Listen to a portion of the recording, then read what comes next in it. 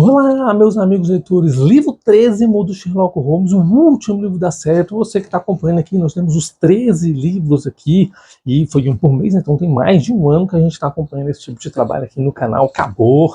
No final eu faço as considerações sobre a obra toda, eu falo algumas curiosidades, algumas coisas, e para você que está esperando outro Moriarty no final eu comento. Ainda está esperando no final? Esse aqui foi lançado em 1926, a minha edição pela editora Melhoramentos, edição de 2001. E olha, parece recente, né? Mas olha como é que ele já está desgastado. Engraçado como o papel desgasta rápido com o tempo, né? Imagina os papiros antigos Egito ali, dura até hoje, era um papel totalmente diferente. Não era de celulose, né? Pesquisei pra você saber o que era feito. Aqui contém 6 contos, 110 páginas, rapidinho, suave, bem tranquilo. Histórias finais para você relaxar. O primeiro conto, Pedra Mazarino, ela é relatada na terceira pessoa, então não é o Watson, nem o Sherlock que está contando, estranho, né? Você fala assim, mas como? Porque geralmente é o Watson que conta, né? E eu vou te explicar. Esse conto foi escrito para o Conan Doyle, foi solicitado que o Conan Doyle escrevesse esse conto com uma peça de teatro, então por isso você vai ver coisas assim, fatos aqui que aconteceram em outras obras. Por exemplo, o livro começa, o Holmes, dentro do seu apartamento, o Watson chega e fala assim, parceiro, você não pode ficar aqui não, que tem um cara tentando me matar, vai lá e chama a polícia. O Watson vai embora, tu fala assim, mas todo mundo tá tentando matar o Holmes sempre, né? Mas nesse caso é um pouco diferente. Ele tem um boneco sentado numa cadeira virado para a janela. Pô, você já viu isso? Nós falamos sobre isso no primeiro conto do 8º livro, quando ele volta da morte, né? Ou seja, ele forjou a própria morte ali. Para quem lembra a história, eu vou deixar aqui no card para vocês. O livro 8, que é o livro quando ele volta. A volta de Sherlock Holmes. E aí, o cara que está tentando assassiná-lo é um caçador, assim como no ponto 8, e possui uma arma de ar pressurizada, assim como no ponto 8. Mas por quê? Porque foi escrito para o teatro, então o Conan Doyle pegou ali parte de outras obras, mas com algumas coisas diferentes. Bom, o diamante da coroa britânica foi roubado. Esse diamante tem uma cor, não é de cor de diamante, é uma cor rara, uma cor específica, que eu vou deixar para você escrever aqui nos comentários, porque você leu o livro. E quem lê o livro escreve aqui para mim, qual a cor do diamante que foi roubado da coroa britânica? Essa coroa foi surrupiada e o Holmes não sabe onde está o diamante, então ele fez com que os dois comparsas se encontrassem no apartamento dele. O Conde Sirius, que é esse que está aqui com a arma e tal, tentando matar o Holmes, inclusive ele tenta para chegar a matar o boneco, o Holmes, calma aí, deu trabalho para comprar esse boneco, mata não, estraga ele não, pode ficar bem aí. Aí o cara se assusta, pô, ele não sabia que era um boneco, né? E o Holmes manda chamar o outro cara também e fala assim, vamos fazer o seguinte, eu sei que vocês roubaram, eu vou deixar vocês impunes, vocês vão embora se falar para mim onde é que está a pedra. Vou na sala ali do lado, vou tocar um violino, não vou ouvir nada do que vocês estão falando, pode conversar e decide o que vocês vão fazer. De fato, Sherlock Holmes vai, toca o seu violino bem alto, inclusive o livro fala que eles, ao dialogar, eles estão reclamando do barulho estridente do violino, e eles começam a conversar entre si, dizendo que vão passar a perna no Holmes, que não vão entregar pedra nenhuma, e o outro fala assim, a pedra está aqui comigo, patrão, o que a gente faz? Nesse momento, o boneco pula, toma a pedra e aponta a arma para os outros. Estão presos, manda chamar a polícia, sobe o outro, sobe todo mundo. Eita, poxa! A grande mazela dessa história é justamente essa, né? Ele dá a volta na sala, ele planejou tudo, o violino estava sendo tocado por um gramafone, hoje é um rádio, né? Só que tem manivela e tal. E aí ele consegue pegar e prender os dois, mas aqui foi a estratégia a qual ele utilizou. Por isso que essa história é diferenciada e, de fato, com o teatro vai ficar bem divertido. Segundo conto, A Ponte de Thor. Neil é um magnata do ouro, uma história bem inusitada, onde ele simplesmente chega lá no Holmes que quer inocentar sua governanta, porque todas as provas apontam que ela matou a esposa do cara. E o Holmes acha estranho como é que o cara tem mais privilégios para a governanta do que para a esposa. Daí ele já acha que as coisas aqui não estão bem. E ela foi assassinada justamente nessa ponte chamada Ponte Thor. O Holmes vai lá, pede para ver o caso, foi um tiro na cabeça. Ele acha aquilo estranho, tem um bilhete lá na mão dela, marcando hora e local com o nome da governanta que vem da letra dela e tudo. Ele acha aquilo muito estranho e ele é tentado passado para trás por esse cara que contratou. Esse cara vai usar a lei número 13 do Robert Greene, apelando para o egoísmo das pessoas, falando que dinheiro não é problema para o Holmes ter provas para inocentar a governanta. O Holmes acha estranho. E ele também usa a lei número 5, dizendo que se ele não conseguir resolver esse cara, ele vai queimar a reputação do Holmes. O Holmes nada disso se abala, porque ele assistiu o vídeo no meu canal e sabe se livrar por tudo que eu falei isso daqui. Vou deixar no card para vocês, você também vai saber se livrar quando alguém quiser te passar a perna usando as leis do poder. O Holmes acha esse caso inusitado, mas todas as provas apontam para que ela seja culpada, até que ele tem um estalo na mente. Ele, com uma marca na ponte ali, entende que a mulher, ela amarrou uma pedra no revólver, jogou a pedra da ponte, a pedra acionou o gatilho, atirou na própria cabeça e a pedra puxou a arma pro rio. Cara, ele consegue provar de uma forma assim, bem engraçado, porque ele faz o mesmo experimento, claro que não na própria cabeça, por motivos óbvios, mas é um crime bem inusitado.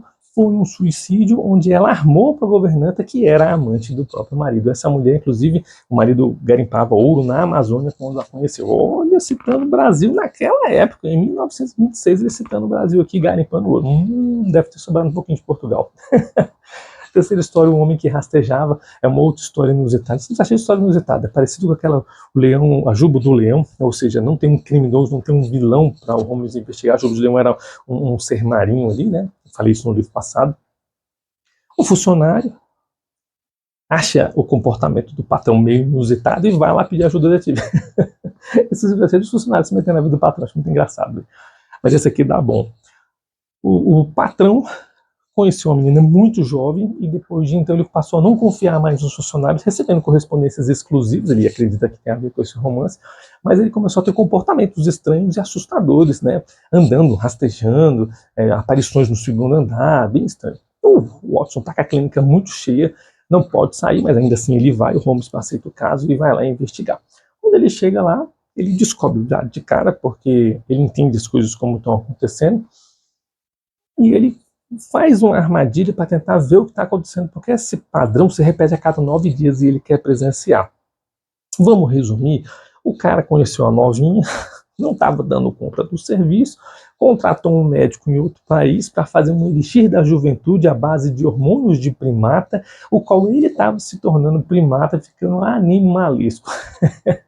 Fica a dica para você que é coroa querendo catar as novinhas, não vai para farra com ela que você não vai dar conta. Junta ali, faz o teu esquema, faz o teu tempo, na tua energia, que as novinhas são fortes.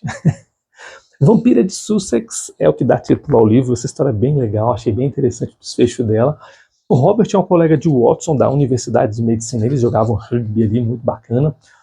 E a sua esposa foi vista mordendo o pescoço do bebê de 1 mês. Ele acha aquilo horrorizante, a mulher fica trancada no quarto a partir disso. E já tem um histórico de agressão, onde ela agrediu seu filho de 15 anos, que é aleijado da coluna. Ele acha aquilo muito estranho, mas pede ajuda do Holmes para investigar, porque ele fala com ela, mas ela não quer contar o que está acontecendo.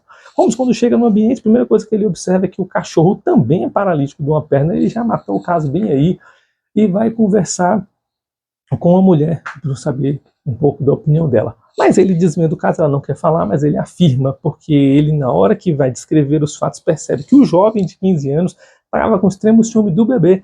Então ele usou veneno, fez o teste no cachorro, viu que funcionou e acertou o bebê. Na mesma hora que a mãe viu, ela tirou o veneno, sugou com a boca, bem na hora quando o pai viu, achando que ela era vampiro de Sussex, e não tem nada de vampirismo aqui. O mais engraçado dessa história é porque tem uma célebre frase do Holmes, que é citada até hoje em vários artigos, em várias histórias, em vários contos, dizendo que o mundo é grande o suficiente para os humanos e não tem espaço para fantasmas, muito menos para vampiro. História número 5, o 3 Gary Debs, essa história também é bem interessante. Nathan, para você que é do inglês Nathan, o meu colega Nathan, tem 60 anos, é um colecionador de peças baratas, ele não diz que não tem dinheiro para comprar peças caras, e ele é procurado por um advogado John dos Estados Unidos, que também tem o nome de Gary Debs, os dois têm o mesmo sobrenome, engraçado, e ele vai dizer que lá nos Estados Unidos tinha um terceiro Gary Debs e ele quer encontrar os 3, porque ele morreu, quer encontrar um terceiro. Se encontrar um terceiro, vai dividir a fortuna de 15 milhões para todos os 3, e o velho já fica doido para botar sua coleção em dia. Mas ele acha estranho e vai procurar o Holmes para tentar achar o terceiro Gary Debs para que eles possam fazer a fortuna. O advogado vai procurar o Holmes, né? Bom, o Holmes vai investigar o caso, o advogado se arrependeu de ter chamado o Holmes, fala, não, já achei um outro ali, e manda o colecionador para a Itália para buscar o outro cara. Mas o que acontece? Simplesmente, quando o cara vai saindo, o Holmes ele já percebe que tem alguma coisa na casa que o cara está interessado, que o cara é um criminoso. O Holmes já bota na cabeça que não é criminoso. Ele fica lá de butuco, quando o cara chega, ele tira o alçapão, entra. Na hora que ele vai saindo, o Holmes pega ele no flagra. O Gary Debs, o John, no caso, o advogado americano, ele vai dar um tiro e acerta o Watson. Cara, essa história é interessante por causa desse momento. Quando ele acerta o Watson, o Holmes pega, dá uma coronhada com toda a força, que o cara desmaia e sai rolando escada abaixo. E ele fica preocupado com o Watson. E o Watson fica feliz em ter a preocupação genuína do Holmes, mas foi só de raspão. E ele fala pro Gary Debs lá embaixo, o John, né? Gary Debs vai ser um nome falso só para pegar o velhinho.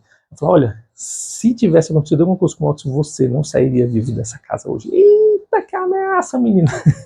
Qual era o desfecho? O cara se passou por Gary Deb também, porque era um nome incomum na época, porque aquela casa, antes desse senhor comprar, era uma fábrica de falsificação de dinheiro, existia uma impressora falsa ali.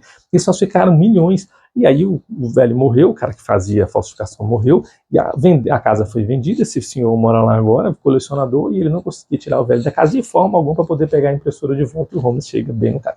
Essas casas todas, os caras não entendem como o Holmes é bom, sabe? A fama que ele tem, as pessoas não botam fé na fama que ele tem, e aí o pessoal chama ele para tentar enganar ele. Essa história me lembra muito a Liga dos Cabeças Vermelhas no livro 3 do Sherlock Holmes. Essas histórias são bem interessantes, elas são coligadas, como o Conan Doyle é versátil nas histórias.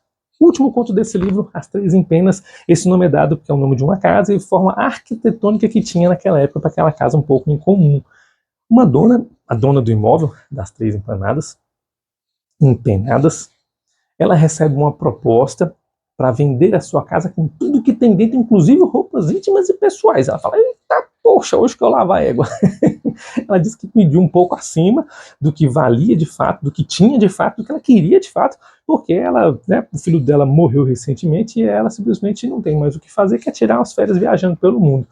E ela chama o Holmes para investigar esse caso aqui, e ele fala, olha, tem alguma coisa na casa que esse povo quer. E a gente já lembra da história anterior, já da impressora, né? Porque foi logo em seguida. E aí o Holmes vai conversar com a empregada da casa, empregada bem grossa, bem ignorante, não quer falar nada, manda o Holmes embora, o Holmes já entende que ela está envolvida no caso, ela já tem alguma coisa a ver. Aí ele fala para a dona do imóvel, ele fala, minha senhora, chama seu advogado, manda ele dormir aqui hoje à noite, porque vai ter problema. Ela não escuta o conselho dele, eu vou deixar esse pensamento no short, de quando que você deve ou não ouvir conselhos de alguém. Eu recomendo que você escute conselhos de alguém que não tem nada a ver com a sua vida e de preferência que seja um especialista na área que você está procurando. No caso, o Holmes aqui. À noite, ela não ouviu o conselho, a casa dela foi furtada e reviraram as malas que foram enviadas do filho dela para cá após o falecimento dele. O Holmes já entende que tem alguma coisa a ver com a morte do menino e vai atrás do antigo relacionamento que ele tinha, que é uma grande rainha do crime lá na cidade, chamada Isadora. Ele vai afrontá-la e o debate é bem interessante, já que você não vai falar, vou na polícia, ela, calma, pera, senta aqui, vamos tomar um café. Depois que você tem provas, a pessoa sempre se acalma. É muito engraçado. Bom, ela vai falar que o Douglas fez uma biografia contando todos os detalhes da sua história, só que ela era uma charlatona, que dava um golpe nas pessoas por dinheiro e depois caía fora, só que o Douglas de fato se apaixonou por ela. Não era para apaixonar, mas o Douglas se apaixonou. E aí, nessa autobiografia, ele escreveu em 2 versões, deu um para ela, falando que ia contar para todo mundo, e aí o bicho é morto simplesmente assim, ninguém fala como nem por onde, e ela quer o segundo fascículo antes do livro ser publicado. Então ela tenta comprar a casa bem bonitinho, não consegue, ela manda roubar a casa para pegar o livro. Holmes fala assim, então tá bom, eu vou deixar você impune, mas eu quero um detalhe, você pode sair daqui sem você pagar pelo que você cometeu, porque eu não tenho como provar, mas eu não vou te entregar se você pagar a viagem da senhorinha para ela relaxar e descansar. Pode comprar a casa dela com tudo que tem direito e mais um cachê extra. Bom, aqui acaba o último conto do último livro do Sherlock Holmes. São 13 livros bem gostosinhos, 13 historinhas boas, tem muita reflexão, muita sabedoria nessa história aqui. E se você está achando que essa edição aqui é uma edição um pouco antiga, porque de fato todos os livros que eu mostrei para vocês até agora são livros antigos, tem ela numa versão encadernada, que eu também mostrei ao longo do livro que a gente foi lendo, né? Então nós terminamos o volume 4. É bem bacana essa versão mais moderna de ler, as páginas são brancas, são mais tranquilas, e não é tão pesado assim. Bom, enfim, sobre o Moriarty, antigamente não se dava tanta vazão aos vilões ou os anti-heróis igual nós temos hoje, né? Hoje é feito um papel no cinema, no teatro, nos livros, onde tem aquele embate do herói contra o anti-herói, mas o Conan Doyle não tinha isso, ele focava mais nos contos das aventuras do Sherlock Holmes. Você vê que cada conto é uma aventura à parte. Os contos mais longos é justamente onde o Sherlock Holmes sai da aventura, sai da investigação e outra pessoa assume, no caso geralmente o Watson. E o Watson, por ser igual nós, normais, ele demora um pouco mais para investigar e o livro fica um pouco mais longo. Mas de fato não tem Moriarty. Eu tentei, e de fato eu acredito que eu consegui, não estragar a sua experiência à medida que a gente foi lendo. Eu trazia o resumo dos livros como se fosse a primeira vez que eu tinha lido, mas me decepcionou também, porque eu queria mais do Moriarty, eu queria mais um pouco da história, né? Sherlock Holmes simplesmente morreu ali, depois foi ressuscitado, né? O autor, o deus da obra quis ressuscitá-lo, e a gente fica por isso, não tem Moriarty, não tem mais nada. Sherlock Holmes acaba aqui, na Vampiro de Sussex, são 13 livros, e pronto, Moriarty só tem ali antes da morte dele e acabou. Depois não tem mais Moriarty. Inclusive, na história original dessa que eu contei no primeiro conto, do caçador com a arma, é o último dos funcionários do Moriarty. Na hora que ele volta, ele é o último. Ele passou 3 anos, se não me engano, caçando ali os caras do Moriarty. Ele volta, é o último caso, o último conto é onde o Watson volta e tudo aconteceu fora das cenas. Bom, eu tô lendo um livro de romance e acho que eu tô lendo 3 ao mesmo tempo no mês. São 4 livros por semana, então 4 por mês. Eu tava lendo o Musashi, estou lendo esse, e vocês estão pedindo outros livros de romance. Eu vou fazer assim, para atender a todos, eu vou ler um livro de romance numa semana, um livro de desenvolvimento pessoal em outro, um livro teológico no terceiro, um livro política, de religião, algum outro no outro. Porque aí fica mais espaçado, bom? Fica melhor assim. Se você prefere dessa forma, você me avisa aqui. Então o Sherlock Holmes acaba. Quando eu terminar o Musashi, a gente sempre vai ficar tendo um livro de romance, já que é o mais pedido no canal. Esse dia eu encontrei com a escrita. Forte abraço para você, Rosen. E você falou para mim que queria livro de romance. Quando você viu que metade do livro de romance do canal. Muito legal, gente. Obrigado por mais essa leitura. Fica com Deus e até a próxima grande coleção. Eu vou trazer para vocês Paulo Coelho, hein? Tô devendo Paulo Coelho também. Tem uma coleção de 13 livros também. Acho que eu já trouxe 2 aqui no canal. Espero lá.